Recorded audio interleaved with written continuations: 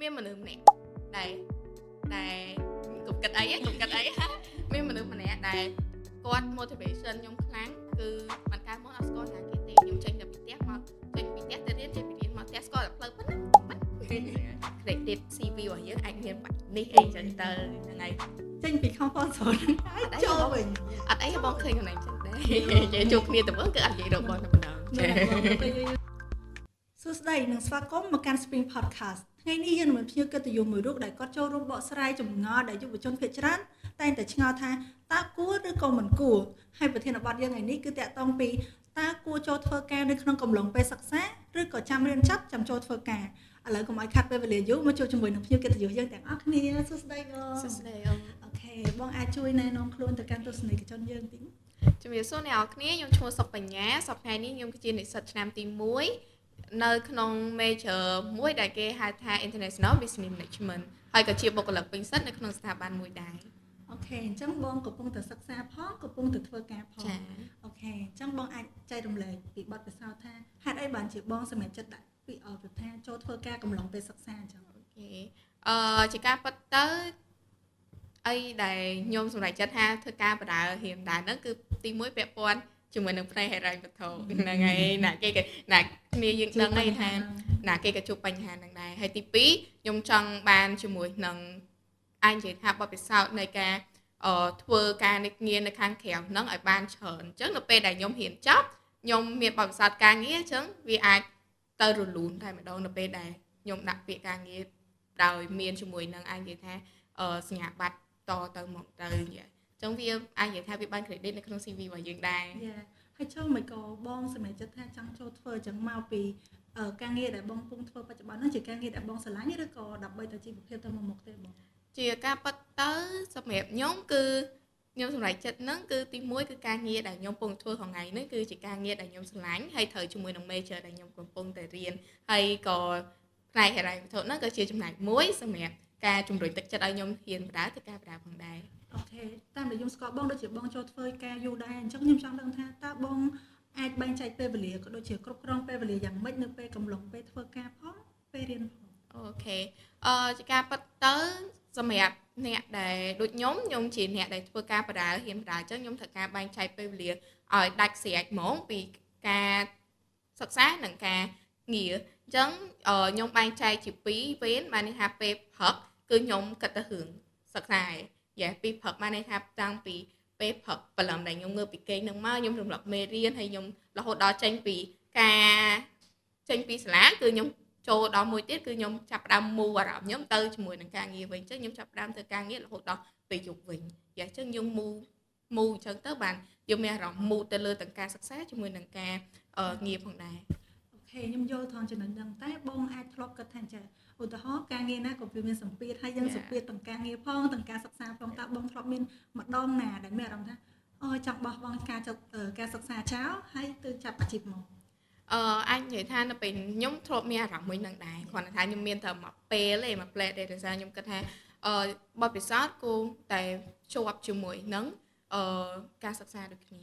Yes ចឹងបានខ្ញុំចាប់ដើមគិតថាខ្ញុំត្រូវតែបន្តការសិក្សាហើយព្យាយាមខំបែងចែកអារម្មណ៍នឹងឲ្យដាច់ពីគ្នាហ្មងអញ្ចឹងខ្ញុំព្យាយាមថាបើសិនជាខ្ញុំអត់បែងចែកអារម្មណ៍នឹងឲ្យដាច់ទេគឺច្បោកច្បល់ទាំងការងារជាមួយនឹងការសិក្សាអូខេអញ្ចឹងសម្រាប់បងគឺបងបែងចែកពេលវេលាបានច្បាស់ហើយដឹងថាខ្លួនឯងធ្វើអីប្រកបហើយអញ្ចឹងបងថាបងគិតថាតើការសិក្សាហើយធ្វើការផងនោះវាមានផលប៉ះពាល់ដល់ការសិក្សាបងអត់ជាការពិតទៅការសិក្សាបដាជាមួយនឹងការធ្វើការបដាវាតែងតែមានការផលប៉ះពាល់ជាមួយនឹងការសិក្សាយើងហើយវាសម្រាប់អានេះសម្រាប់ខ្ញុំដោយសារតែខ្ញុំជ្រើសរើសយកការងាររៀងមានភាគរយច្រើនជាងការសិក្សាអញ្ចឹងវាអាចនឹងមានផលប៉ះពាល់ទៅដល់ការសិក្សាតែសម្រាប់បើសិនជាខ្ញុំរើការសិក្សារៀងភាគរយច្រើនជាងការងារអាចនឹងធ្លាក់ការងារព្រោះឲ្យយើងអាចកាន់ទាំងពីរបាននេះអញ្ចឹងសម្រាប់ខ្ញុំពេលយើងធ្វើការវាតែងតែមានផលប៉ះពាល់ដល់ការសិក្សាមូលហេតុដល់ពេលយើងធ្វើការពេលយើងសិក្សាអញ្ចឹងទៅយើងអារម្មណ៍យើងពេលខ្លះរៀងបែកជាមួយនឹងអាចនិយាយថាអារម្មណ៍រៀងបែកអញ្ចឹងហ្មងទៅថារៀងបែកទៅលើការងារដែរពេលខ្លះការងាររៀងចូលមកកំឡុងពេលការសិក្សាអញ្ចឹងទៅចាខ្ញុំសួរបងអញ្ចឹងដោយសារតែអញ្ចឹងមិត្តភក្តិខ្ញុំ3-4នាក់ដែរដែលគាត់កំពុងតែសិក្សាបារាហ្នឹងធ្វើការបរា គាត់ចាប់ផ្ដើមមានអារម្មណ៍ថាហត់ហើយយូរដំបូងលេងមករៀនយូរទៅឈប់ប្រោយហ្នឹងអាហ្នឹងបងគិតថាមកពីកតាអីកតាអីដែរគាត់អត់បែងចែកពេលវេលាច្បាស់លាស់ឬក៏គាត់គិតថាការងារហ្នឹងវាសំខាន់ជាងការសិក្សាហ្នឹងគ្រាន់តែយើងចូលធ្វើការហ្មងហើយបើចាំបាច់រៀនទេអូខេការពិតទៅបងក៏ធ្លាប់ដូចពួកគាត់ដែរបងក៏ដូចពួកគាត់ដែរធ្លាប់ឈប់ដោយសារតែការងារអីចឹងទៅប៉ុន្តែដូចបងនិយាយតាំងពីដើមចឹងសម្រាប់ពេលដែលយើងគិតថាអូការងារវាសំខាន់ប៉ុន្តែការសិក្សាក៏សំខាន់ដែរអញ្ចឹងយើងត្រូវបែងចែកពេលវេលាឲ្យច្បាស់លាស់ហើយត្រូវសម្រាប់បងគិតថាបើអាហ្នឹងបងបែងចែកពេលវេលាប៉ុណ្ណឹងវាពិបាកប៉ុណ្ណឹងសម្រាប់បងអីចឹងតទៅមុខទៀតវាអាចនឹងកាន់តែពិបាកសម្រាប់បងទៀតបើសិនជាបងអត់ទទួលយកការលំបាកហ្នឹងទេទៅមុខទៀតបងអាចធ្វើអីធំជាងហ្នឹងអីចឹងបងត្រូវតែមាន responsible ទី1បងត្រូវមាន responsible មួយខ្លួនឯងបងត្រូវមាន discipline សម្រាប់ខ្លួនឯងនៅកន្លែងចំណុចហ្នឹងអញ្ចឹងបើសិនជាយើងអត់មាន responsible ជាមួយនឹង discipline សម្រាប់ខ្លួនឯងនៅក្នុងការងារឬក៏ការសិក្សាទេគឺយើង fail ទាំងអស់បើសិនជាយើងចង់យកអូខេយើងចង់យកទៅការងារបទពិសោធន៍វាសំខាន់នេះប៉ុន្តែត្រូវដឹងថាចំណេះដឹងគឺគេទទួលស្គាល់ច្រើនជាងអានេះគឺជាគំនិតមួយដែលល្អមែនតើអញ្ចឹងបងអាចចែករំលែកទៅកាន់ទស្សនិកជនយើងបានថាចំណុចចាប់ផ្ដើមដែលបងអាចគ្រប់គ្រងខ្លួនឯងបានដល់ថ្នាក់ហ្នឹងតើបងចាប់ផ្ដើមបែបណាដែរបងជាការប៉ັດទៅសម្រាប់ខ្ញុំជានិស្សិតឆ្នាំទី1ហើយខ្ញុំទៅតែចេញពីវិទ្យាល័យមកដែរទេអញ្ចឹងអាចនិយាយថាពេលហ្នឹងខ្ញុំក៏នៅតែកំណត់ក្មេងខ្ចីដូចគេដូចឯងដូចតែគ្នាប៉ុន្តែដោយសារតែខ្ញុំមានទំនួលខុសត្រូវខ្ញុំមាន responsible ជាច្រើននៅខាងក្រោយខ្ញុំដូចជា responsible សម្រាប់ខ្លួនឯងនិង family អីផ្សេងៗឬនឹងគ្រួសារផ្សេងៗអញ្ចឹងអីដែលសំខាន់គឺខ្ញុំត្រូវតែប្រាប់ខ្លួនឯងថាខ្ញុំត្រូវតែមានភាពរឹងមាំជាមួយនឹង mindset ហ្នឹងហ្មងហើយមួយទៀតបានចង់រឹងមាំចង់បែងចែកទៅអានសភៅឲ្យច្រើនសម្រាប់ខ្ញុំ recommend ហ្មងទៅអានសភៅឲ្យច្រើនបើមិនជាពេលណាដែលគ្នាយើងគិតថាខ្ញុំគិតអីអត់ចាញ់តែអានសភៅឲ្យបានច្រើនទៅសភៅពេលខ្លះក៏មានកលឹះឲ្យយើងដែរចុះពេលខ្លះខ្ញុំលួច tip ពីសភៅដែរគ្នាទេតែសួរថាសភៅណាខ្លះគឺអានសភៅច្រើនហើយលួចតិចមកយាបងនិយាយទៅខ្ញុំក៏ធ្លាប់មានអារម្មណ៍ថាចង់បោះបង់ការសិក្សាចោលនឹងដែរហើយមានអារម្មណ៍ថាបាក់ទឹកចិត្តមែនតើចោលទៅសួរបងវិញថាតើពេលនោះមានអ្នកណាលើកទឹកចិត្តបងអត់ឬក៏បងលើកទឹកចិត្តខ្លួនឯងអូខេសម្រាប់ខ្ញុំអូខេសម្រាប់ខ្ញុំគឺខ្ញុំជាមនុស្សដែលអត់បង្ហាញអារម្មណ៍ហ្នឹងទៅឲ្យគេទេជាពិសេស family អីទេអញ្ចឹងមានតែខ្ញុំហ្នឹង motivation ខ្លួនឯងមានតែខ្ញុំហ្នឹង motivation ខ្លួនឯងប៉ុន្តែមានមនុស្សម្នាក់ដែលកុំគិតអីមានមនុស្សម្នាក់ដែលគាត់ motivation ខ្ញុំខ្លាំងគឺ nature របស់ខ្ញុំពេលដែលខ្ញុំគិតពិបាកអញ្ចឹងគឺខ្ញុំទៅរក nature របស់ខ្ញុំនិងអាចនិយាយថាក្រុមការងារនៅក្នុង department ខ្ញុំបានបងគាត់ជួយប្រាប់អញ្ចឹងទៅវាក៏ជា motivation មួយដែលធ្វើអាចនិយាយថាវាជា key មួយសម្រាប់ដោះអារម្មណ៍ខ្ញុំពេលហ្នឹងដោះភាពស្មុគស្មាញខ្ញុំពេលហ្នឹងហើយ yes គឺបានពួកគាត់ដូចគ្នាបងនិយាយថាមានក្រុមការងារល្អសរុបជារួមអញ្ចឹងប្រកាសជាមានទស្សនិកជនយើងគាត់ឆ្ងល់ទៀតហើយដោយសារតែគាត់ទៅមកថ្មីអញ្ចឹងគាត់ចង់រកការងារប៉ុន្តែមានអារម្មណ៍ថាមិនគោលដៅអត់ដឹងថាខ្លួនឯងចង់ធ្វើការងារអីប្រកាសហើយអត់ដឹងគួររើប្រភេទបែបណាហ្នឹងបងអាចចែករំលែកបានថាយើងគួរតែចាប់ផ្ដើមគិតឬក៏ស្វែងរកការងារបែបណាដែលល្អឬក៏ស័ក្តិសមជាមួយយើងអូខេជាការប៉ັດទៅសូម្បីតែខ្ញុំនៅតែអត់ទាន់ស្គាល់ខ្លួនឯងច្បាស់ដែរប៉ុន្តែធ្វើម៉េចដើម្បីឲ្យស្គាល់ខ្លួនឯងច្បាស់គឺខ្ញុំចាប់ផ្ដើមធ្វើ volunteer នៅ internship អញ្ចឹងខ្ញុំធ្វើតាំងពីនៅវិទ្យាល័យមកអាចថាខ្ទង់ថ្នាក់ទី10ទី11អីគឺខ្ញុំធ្វើពីពេលហ្នឹងមកអញ្ចឹងខ្ញុំចាប់ដើមយល់ពីខ្លួនឯងធ្វើ volunteer ឲ្យច្រើននិងទៅ internship ឲ្យច្រើនទៅគ្រប់ field ហ្មងមិនថា entertainment មិនថា education ទៅដើរឲ្យគ្រប់អញ្ចឹងយើងចាប់ដើមដឹងហើយថាអូខេមនុស្សខ្ញុំជាមនុស្សដែលជួយចិត្តអីគេអញ្ចឹងពេលខ្ញុំដើរច្រើនអញ្ចឹងទៅមេដាយើងចូល volunteer ចូលរួមការស្ម័គ្រចិត្តហ្នឹងហើយគេចូលរួមការស្ម័គ្រចិត្តច្រើនអញ្ចឹងទៅខ្ញុំអាចដឹងថាអូខេមនុស្សខ្ញុំចូលចិត្តនិយាយចូលចិត្ត inspire អញ្ចឹងខ្ញុំ feel ខ្ញុំដែលត្រូវគឺជាមួយនឹង sales ខ្ញុំចូលចិត្ត top promote ខ្ញុំចូលចិត្តsay content ឬ say script អីផ្សេងៗអញ្ចឹងត្រូវជាមួយ marketing អញ្ចឹងខ្ញុំដឹងខ្លួនឯងហ្មងថាខ្ញុំចូលចិត្តផ្នែក marketing and sales អញ្ចឹងបានន័យថាយើងគួរតែសាកល្បងឲ្យច្រើនផ្នែកទៅអត់បងអញ្ចឹងបង តាមរយៈការចូល internship ឬក៏ volunteer អីផ្សេងៗតើបងទទួលបានគុណសម្បត្តិអីខ្លះនៅក្នុងកំឡុងពេលនោះដែរចាសម្រាប់ volunteer នៅ internship អីដែលយើងទទួលបានច្រើនជាងគេគឺ soft skill គឺ soft skill បានច្រើនមកហើយជាពិសេសនៅពេលដែលខ្ញុំទៅ intern នៅសាលា Spring Education Center ដែលសាលា Spring Education Center មាន program មួយដែលគេហៅថា Spring Internship Program អញ្ចឹងពេលដែលខ្ញុំទៅ intern នៅហ្នឹងគឺជា intern លើកទី1នៅក្នុងឆាកជីវិតមកហើយក៏ជា intern មួយដែលផ្ដល់នូវបទពិសោធន៍ខ្ញុំជាច្រើនដែរគឺបទពិសោធន៍នៅក្នុងផ្នែក marketing and sales ខ្ញុំកំពុងតែរកខ្លួនឯងអត់ទាន់ឃើញអញ្ចឹងពេលដែលខ្ញុំទៅចូលខ្ញុំដឹងថាអូខេខ្ញុំត្រូវមួយ field ហ្នឹងអញ្ចឹងពេលដែលខ្ញុំចូល intern នៅកន្លែងនៅ Spring Education Center ខ្ញុំទទួលបានបទពិសោធន៍ជាច្រើនដូចជា soft skill ការដូចជា marketing and sales យើងបានជួបជាមួយមនុស្សជាច្រើនការធ្វើ networking ហើយទទួលបានបទពិសោធន៍ពីលោកគ្រូដែលគាត់ជា president ផ្ទាល់នៅក្នុងរបស់សាលា Spring Education Center មានមិត្តភ័ក្តិជាច្រើនដែលគាត់ផ្ដល់នៅបទពិសោធន៍ជាច្រើនដល់យើងដោយសារអីខ្ញុំមកពីenvironment ផ្សេងពួកគាត់មកពី environment ផ្សេងអញ្ចឹងទៅផ្នត់គំនិតផ្សេងគ្នាហើយពួកគាត់សិតតែអាយុបងខ្ញុំទៀតអញ្ចឹងរៀន major ផ្សេងគ្នាធ្វើឲ្យខ្ញុំកាន់តែមានចំណេះដឹងកាន់តែច្រើន yes ហើយធ្វើឲ្យខ្ញុំកាន់តែនិយាយមួយមនុស្សកាន់តែបានច្រើនហើយបទពិសោធន៍កាន់តែបានច្រើនដូចគ្នាអញ្ចឹងបងនិយាយថាប្រកាន់ soft skill របស់យើងអញ្ចឹងកាលមុនបងជាមនុស្សបែបមួយដែរដូចវាថាខ្សោយខាង soft skill ហ្នឹងឬក៏មិនកាលមុនខ្ញុំអត់និយាយមួយណាគេទេ introvert ចា introvert អ្នកពេលដែលខ្ញុំចេញទៅខាងក្រៅអញ្ចឹងមកខ្ញុំចា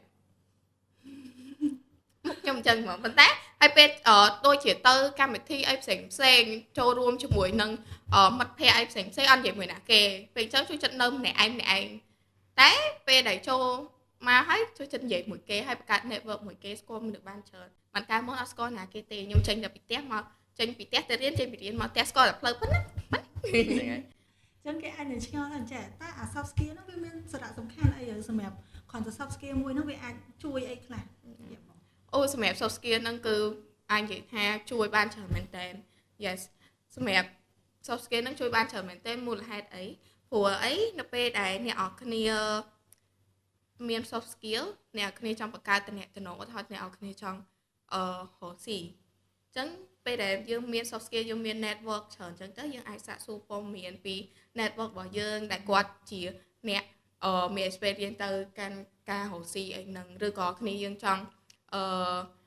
រកការងារធ្វើអញ្ចឹងយើងមាន network អ្នកដែលគាត់កំពុងធ្វើការនៅក្នុងស្ថាប័នអីផ្សេងយើងអាចសួរគាត់អាចសាកសួរពីគាត់អីចឹងទៅដូចខ្ញុំពេលដែលខ្ញុំចូលធ្វើការខ្ញុំអត់ចេះវាយ CV ទេ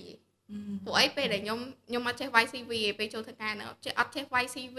អត់ដឹងថា CV ហ្នឹងមិនអត់ដឹងថាសម្ភាសហ្នឹងមិនបែរមុខទៅណាស្លៀកពាក់អីគឺអត់ចេះហ្មងប៉ុន្តែគឺបាន